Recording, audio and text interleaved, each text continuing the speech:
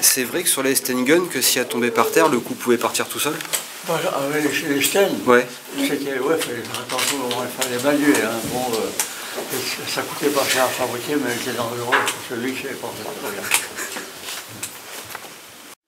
Quand vous avez vu le sol de France devant vos yeux avant de débarquer? Comment? Quand vous avez vu le sol de France devant vos yeux avant de débarquer? Ah oui, mais on s'est en mer déjà, oui. Ouais. Qu'est-ce que vous avez éprouvé à ce moment-là? Pour nous, on était très heureux, on rentrait chez nous. Hein. On n'aurait pas donné notre place à n'importe qui, on a regardé notre place très heureux, on rentrait en France. Hein. La plupart avaient quitté la France 4 ans plus tôt, hein, comme moi. J'ai quitté la France en 40. Et vous n'avez pas eu une once de peur avant de débarquer? Non, on n'avait pas peur, non, non. On était tellement bien entraînés, mon pauvre.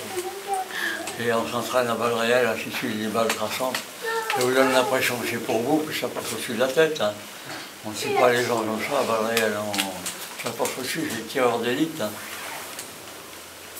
Et est-ce que c'est vrai que le commandant Kieffer vous a fait coucher sur la barge avant de débarquer? Vous a fait allonger sur la barge avant de débarquer? J'étais sur la barge d'à côté, ouais. Moi j'étais sur la 527. Et vous savez si c'est vrai qu'ils ont... Je ne sais pas. Vous savez pas? Je n'aurais pas posé la question. Oui, question, je ne peux pas vous dire. Question, on baissait la tête, bien sûr, parce que ça me trahit au-dessus. Hein. Il y avait les oublis qui arrivaient, qui encadraient la barre, mais ils n'ont pas touché. Là. À part celle-là, celle de Kieffer, il est tué à l'arrivée. Par le petit bloco, c'est chaud à l'arrivée. Les officiers ont été blessés, et là, on a eu un mort. Quand, blessé après, bien sûr. Je sais que vous n'avez pas vu Bill Milling quand il a débarqué, est-ce qu'il a débarqué après vous? Non, Bill Milling, écoutez, moi, j'adore les belles histoires, mais celle-là, oui, je sais. Ouais. Parce que sur la statue, on l'a vu tout à l'heure, il est en kit. C'est du cinéma, ça. Voilà, sur la statue, on l'a vu tout à l'heure, il est en kit. Hein? Il est en kit sur la statue. Ah, je sais pas. Vous savez pas s'il est... Non, mais enfin, Bill Milling, il débarque à 10 h du matin. Ouais. Avec l'Orlovat, puisque c'était l'ordonnance de l'Orlovat. Monsieur Potier, vous avez rencontré des civils lorsque vous avez débarqué? Oui, bien sûr, en ville, au Cham. Ils ont été étonnés? Vous parliez français? Principalement, on parlait français. Oui, ils ont dû être étonnés. Ouais. Il y en a qui ont cru, il y a un piège d'ailleurs, hein, mais non, pas du tout. Non, quelques, je n'y pas beaucoup. Oui. Ils avaient été évacués avant? Est-ce qu'ils avaient été évacués? Je crois qu'il y avait pas mal de gens évacués, mais il restait quand même pas mal de gens au Cham, mais ils ne sortaient pas chez eux. Ouais. Ça fait du bruit. Hein. Ah oui. Et est-ce que l'on vous avait dit, est-ce que vous aviez eu des consignes comme quoi éventuellement les Français pouvaient être contre vous, ayant été un peu trop favorables au maréchal Pétain? Non, on n'a pas vu personne contre nous. Ouais. Bon, ensuite, il y en a qui n'étaient pas trop contents, il y en a qui faisaient des fortunes et des armes. Ouais. Ils n'ont rien dit, au contraire, ils faisaient les gens heureux, mais ils n'étaient pas trop. D'accord. Parce que les Américains avaient eu des consignes de se méfier au départ, pensant qu'il y avait des gens qui étaient acquis à la cause du maréchal Pétain. Il y avait pas mal de collaborateurs en France. Ouais. Il y avait des gens donc, qui vendaient aussi leurs copains par vengeance, tout ça, ainsi de suite. J'étais très déçu d'apprendre tout ça. D'accord. Et à l'entrée du camp d'entraînement, où nous sommes allés avec mon épouse, là en Écosse, on est allé voir le camp où vous étiez à oui, il y a simplement le monument, là, voilà, que vous connaissez bien. Ouais. Et en fait, il y avait à l'entrée on l'a vu dans le film, il y avait des tombes, des gens, de soldats qui étaient... Mais c'était pas des... Non, plus loin. Ouais. Mais en fait, je crois que c'était des fausses, c'était pour vous impressionner, tombes factices, voilà. Les gens sont vraiment morts. Ah oui, ils sont vraiment morts. Malheureusement. Mais c'était pour impressionner les gens qui arrivaient. Non, pour dire ce qui se passait. Voilà. Ouais. Car malheureusement, le temps que j'étais, nous on avait quelques Américains qui ont passé une semaine là, et on a eu des problèmes. D'accord. Nous on n'en a pas eu, ce qui me concerne. C'est-à-dire d'être très discipliné, hein, si vous suivez les ordres qu'ils vous ont donnés, il n'y a pas de danger. Là. Non. On l'a vu à la télé, du reste. Quand ils vous tirent, par exemple, des exercices de débarquement à la pagaille, là, hein. Quand il ne fallait pas se lever. Hein. J'avais pas sur de la tête, s'il y a un gars qui se mettait debout, il était bon. Hein. Et votre première nuit au pont de Bénouville, quand vous êtes arrivé à Bénouville? Pardon? Vous êtes arrivé de nuit au pont de Bénouville? Non, à Bénouville, non, j'étais arrivé vers 5 h du soir. Vers 5 h du soir. Ouais. Et vous avez passé une première nuit là-bas déjà? On finit à 11 h 30 ici, on retourne là-bas, on se tape un petit casse-route avant, on va prendre la route, là. Et puis bien sûr, en route, on trouve des snappers, des blessés sur le chemin. D'accord. Alors on va pas trop vite, hein, mais on est arrivé vers 5 heures à Bellouville. Là. On a traversé le pont d'ailleurs, où on a encore eu 4 blessés sur le pont, là, qui ont été soignés chez Gondré, qui a fait le premier dans les. Ouais. Parce que Mme Gondré était infirmière, elle les a soignés. Et puis après ça, on traverse le pont, donc on arrive sur les hauteurs d'Ampréville. Et c'est là où vous avez creusé les trous, vous avez passé les nuits. Sur les hauteurs d'Ampréville, et là on creuse la première tranchée. D'accord. Parce que vous avez expliqué que vous aviez eu assez peur quand même pendant les nuits à cause des bruits qu'il y avait aux alentours. Dans un reportage, vous aviez expliqué que la nuit, avec tous les bruits qu'il y avait aux alentours, vous étiez aux aguets. Quand vous arrivez comme ça en tranchée, bien sûr, moi j'étais un petit caporal, hein, avec cartirette, vous voyez, donc chacun son tour, on est 50 mètres ou 100 mètres devant les lignes pour prévenir au cas que quelqu'un arrive. Quoi. Alors, j'avais jamais entendu aussi de bestioles la nuit. Alors, on est ceux qui vivent tout le temps. Hein. Ouais, il y a des bestioles la nuit, c'est pas croyable. Mais ça fait du bruit. Alors, j'étais pas fier, là. Je dis franchement, c'est la seule fois où je n'étais pas fier. Se bagarrer, ça me gênait pas du tout, mais arriver comme ça, il va m'en tomber un. C'est ça qui est étonnant.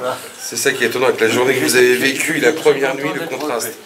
On passe une heure chacun, là, quand j'ai fini mon heure, qu'on m'a relevé, là, j'étais très heureux. Et est-ce que ça vous a fait de la peine de savoir que le général de Gaulle ne nous a pas vraiment honorés? De Gaulle avait un petit problème avec les Britanniques qui n'ont pas averti les débarquements que sur le fait accompli. Après que les parachutistes allaient tomber, vous voyez, dans la nuit, là. Alors donc, le 6 juin, il n'est jamais venu, le 6 juin. Si, il nous a récompensé quand même, mais enfin, pas ce qu'il aurait dû être. Enfin, voilà, mais enfin, non. C'est très tardivement qu'on vous a remis la Légion d'honneur. Pardon? C'est tardivement que l'on vous a remis la Légion d'honneur. C'était très longtemps. Oui. Les officiers l'ont eu très vite, les troupes très tardivement. Et quelles étaient vos relations avec les commandos anglais? Oh, très bonnes, hein. Très bonnes? Très bonnes, d'ailleurs, très bonnes. Nous, vous savez, quand vous avez fini vos stages de commando, on va chez l'habitant, on n'habite plus en caserne. Hein.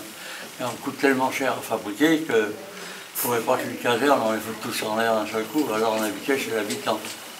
Alors donc, nous, on était très reçus comme nous. Moi, j'ai fait on appelait ça des billettes. Je veux dire pourquoi on appelait ça des billettes tout à l'heure.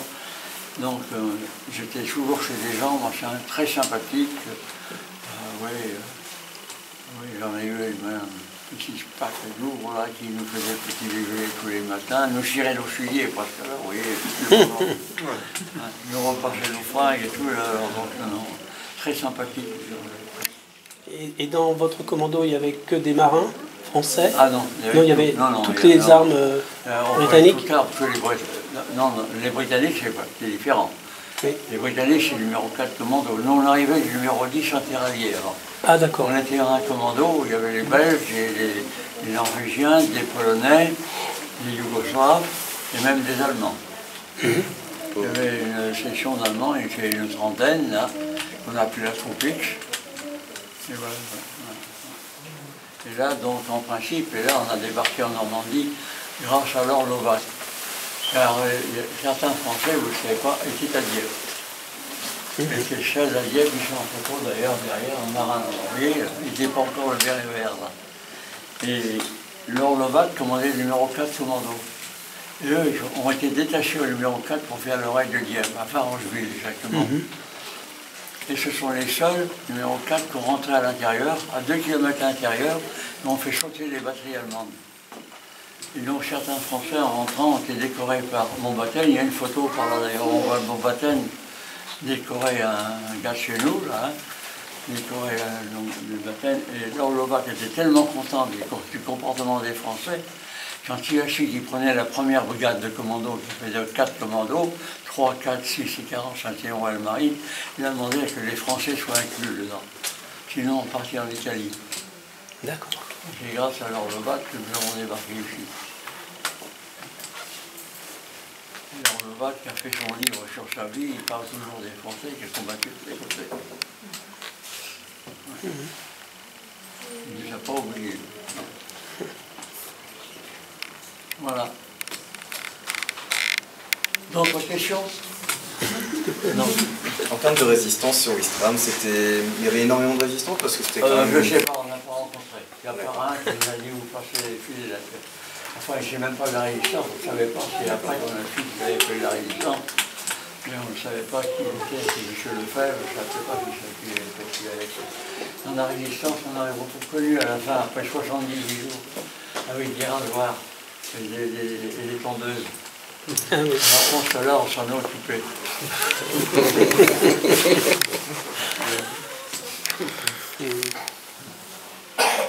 Ça le part. Et dans le belvédère qui est un peu plus loin, c'était bien. Le belvédère plus haut là. Ouais, c'était bien un canon anti-aérien qu'il y avait dedans. En l'air par les Anglais. C'était bien un canon. C'était le belvédère, c'est où il y avait les canons anti-aériens. Ah, c'est ça. Il a tiré sur ici là. Ouais, ouais. Mais c'est les Anglais qui vont tuer en l'air, c'est pas nous. D'accord. Et ils n'ont pas fait de prisonniers. Pardon. Les Anglais n'ont pas fait de prisonniers. Non, non, non, il n'y a pas eu de prisonniers. Les Anglais ne faisaient pas beaucoup. Nous, on en a fait beaucoup. Un peu trop d'ailleurs. Parce que quand on était en ligne, après j'ai fait le brevet, on a eu la division d'Aldrich, et on ne savait pas qui c'était. Si on avait ce qu'ils avaient fait, on n'aurait pas fait les cadeaux qu'on leur a fait. Ouais. Mais là, c'est trop tard. Et à la fin de la guerre, est-ce qu'il y a des choses qui vous ont empêché de dormir pendant plusieurs années ou encore maintenant? Non, mais enfin, c'est les grands nerveux. Bon, non. À la fin de la guerre, on était dans une unité quand même agressive. On apprenait à tuer des gens sans laisser de traces, tout ça, ainsi de suite, au commando, en disant de ne pas divulguer comment il fallait faire, et ça, il fallait garder ça pour nous. On est très agressifs, alors donc il ne fallait pas nous monter sur les pieds, comme on dit. On avait les corps aux pieds. Mais ça se calme après, dans les années passant, enfin, vous calmez un peu. On se calme. Et est-ce que c'est pour cela justement que vous avez voulu servir dans les commandos plutôt que de servir sur un bateau Quel est votre choix, votre motivation? Non, mais alors c'est une histoire qui va loin. Quand on va retourner en 40, j'étais embarqué, moi. J'ai fait les convois de l'Atlantique en 40, mais 40 jusqu'au mois d'octobre. Hein, je suis rentré les convois. J'étais en Canada, je suis resté ensuite. Et je me suis cassé un bras au skating, oui, du skating. J'avais jamais monté sur les patins à roulettes. J'ai jamais monté depuis après non plus. Hein. Et j'avais trouvé une jolie fille qui me guidait, une petite anglaise, et il y a un anglais qui m'a fait un croche-pied. Alors je suis plus retourné au skating. Hein. Bon, alors là, j'ai débarqué bien sûr des convois, là. Et j'ai embarqué chez Surcouf, qui est le plus grand sous-marin du monde, quand j'étais Orsoly. Bon, donc j'ai fait quelques temps avec Orsoly, là, et en plongée, j'avais le malheur de signer du nez. Au bout d'un mois ou deux, ils m'ont dit Léon, on arrête de faire du boudin. Alors donc je suis là, alors, cet imbécile de Toulouse, il m'a inapte à l'embarcation. C'était pas inapte à l'embarcation, c'était inapte au sous-marin, quoi. Alors on dit, qu'est-ce qu'on va faire de vous? Il y a un qui part pour le bataillon fusilier marin en Afrique. Vous partez? Bien quoi. Je suis parti au bataillon fusilier marin, je suis devenu fusilier marin. Et quand j'étais donc à l'époque au retour du Moyen-Orient, là j'étais à Beyrouth à l'époque, on a demandé des volontaires pour les commandos en Bretagne. Alors on était 80 des volontaires, la plupart avec l'OFI, c'était bien avec l'OFI au bataillon déjà. Et donc on est reparti en Angleterre, et là donc Kieffer est venu nous choisir dans le dépôt qu'il y avait à Londres, là. Celui-là je le prends, celui-là je le prends, ainsi de suite. On a fait 10 jours d'entraînement à Lichbourg. Où là, il a dit celui-là je le garde, celui-là je le garde pas, et après celui qui gardait, on est parti sur les Caraïbes. Alors là, c'est l'enfer. C'est l'enfer. Il ne faut pas lâcher le morceau. C'est dans la tête que ça se tient. Hein. Même les jeunes commandos, c'est pareil. Hein. Aujourd'hui, c'est dans la tête que ça se tient. Il y en a un, je crois. Parmi nous, là, c'est dans la tête. Hein. Il y a des cochons qui ne viennent pas. Hein. Des petits qui y arrivent. Hein. Une grosse sélection quand même. Hein. Oui, une grosse sélection. Donc c'est exactement pareil maintenant. Alors, donc ça, il faut vouloir. C'est dans la tête que ça se tient, ça. Voilà. D'autres questions? Bah, on vous remercie beaucoup de nous avoir reçus. Il n'y a pas de quoi, merci. Et puis, Le budget, tout est équipé, là, ainsi de suite. Hein. Bon, donc tout ce qu'on voyait, tous les uniformes, ça servait à tel point que l'histoire de marin, étant fusilier marin, on avait le droit au port dans le théâtre. Pour draguer les Anglaises, on se mettait souvent en marin. Oui, et là, cet uniforme, c'est celui de Bolloré. C'est celui de Bolloré. C'est l'uniforme de Bolloré. Oui, c'est l'oncle de Vincent Bolloré. Ah bon? Oui, c'est son nom. Oui, c'était son uniforme. C'est lui qui a Il rallié. était matelot. C'est lui qui a rallié l'Angleterre avec son bateau personnel. Il a vendu son cheval pour acheter un bateau. D'accord.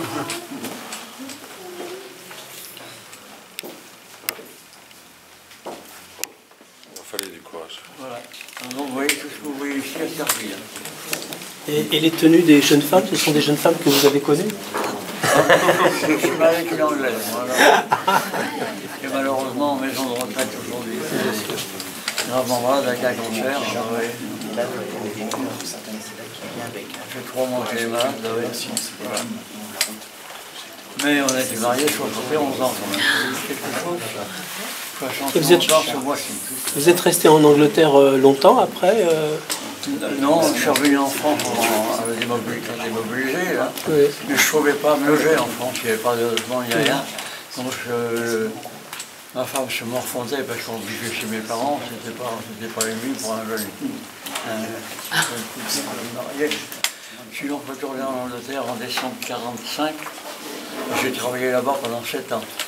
Et je ne regrette pas parce que j'ai appris une façon différente de travailler en France. Ce qui m'a permis de faire une belle situation en France. Ouais. Bon, par la suite, là, j'ai fini en tant qu'expert automobile. Oui, je suis retourné à 38 ans, j'aurais étudié encore. J'apprenais le droit à 38 ans. Il n'y a pas d'âge. Hein. Quand on veut, c'est dans la tête. Avez-vous écrit un livre? Non, non, par contre, on m'a interviewé sur un livre sur mon parfait, là, qui est en vente ici, la Frère et Ennemi. Il y a un Allemand qui habite ici, qui est parachutiste. On a écrit un livre, on se parle, bien sûr, on est copains, mais on n'était pas à l'époque, bien sûr. Oui. Il y a ce livre qui est en vente ici, là, qui est pas mal, il coûte pas cher, d'ailleurs. Alors donc, ouais, c'est vrai, il raconte un peu notre vie, vous voyez, d'une façon sobre, vous voyez, un peu, là. La chaîne qui est beaucoup plus étalée parce qu'il s'est fait faire prisonnier à Falaise, vous voyez, donc... Ouais. Oui, parce que votre vie, c'est un roman, en fait.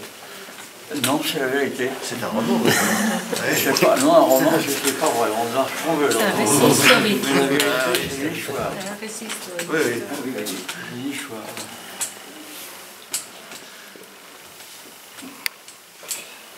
bah, on vous remercie beaucoup de nous avoir consacré du temps pour venir nous voir. Il n'y a pas grave, c'est pas grave, vous êtes welcome. Et puis encore merci pour tout ce que vous avez fait pour nous et pour vos camarades aussi. Oui, oui, bien sûr.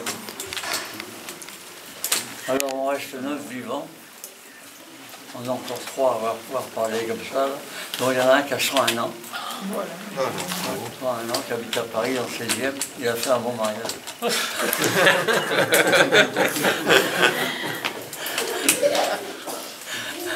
Comment il s'appelle ce monsieur? Pardon? Comment s'appelle ce monsieur? Il s'appelle Faure. Hubert Faure. C'est lui qui a pris le commandement de la troupe pour prendre le casino.